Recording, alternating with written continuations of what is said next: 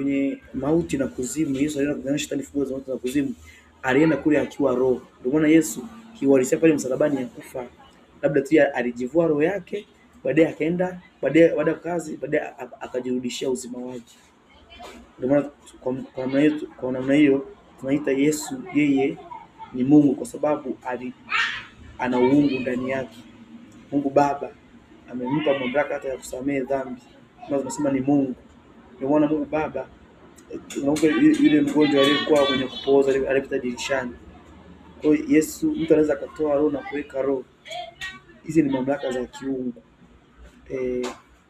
Sasa tuachane na hiyo.